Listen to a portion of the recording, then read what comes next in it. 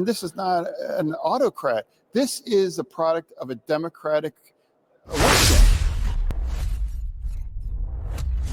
But clearly, we've lost the argument, and right now, I think it's entirely appropriate to really be honest and just figure out why exactly have we effectively lost 2 out of the last 3 cycles, and a lot of the things we've really kind of really lost our connection with American voters in ways. And I think we can't just be, well, Trump is always wrong, or set the country on fire or whatever. That's just not true either, of course. But, when I represent a state like Pennsylvania, that keeps you honest. And you always can't forget that a lot of Americans happen to disagree with you. That does not mean that they are fascists or now they want to shred the Constitution. But when you hear some Democrats saying Trump is acting like an autocrat. Yeah, no, that's the thing.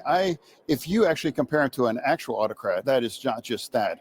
Now, last night, for example, people were protesting about, that's the Hitler thing. You just don't ever compare anyone to Hitler and those kinds of extreme things. Now, look what happened to Charlie Kirk. I mean, the man was shot. Now, we have to turn the temperature down. It's like we can't compare people to these kinds of figures in history. And this is not an autocrat. This is a product of a democratic election. So you don't think that Trump is at all shattering any of the norms of democracy in any way? I'm saying he's definitely different, but that's what America voted for. Again, I don't agree with many of these things, but that does not make him an autocrat. But one of the things that I hear from Democrats a lot saying a reason why voters may not like Democrats because they don't fight hard enough. Democrats should be fighting harder. What do you say to folks who say that? What exactly is fighting? What is fighting?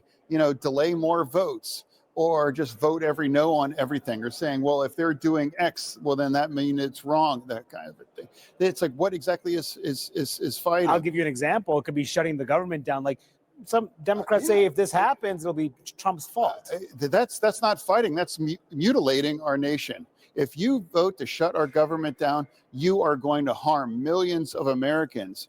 And why would you do this? Where's our leverage?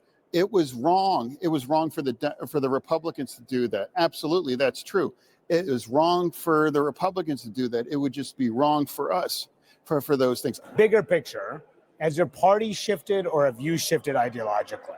My party is acting in a way they have forgotten. They have forgotten one of the reasons why we lost in 2024. Some of the most extreme things were weaponized against that.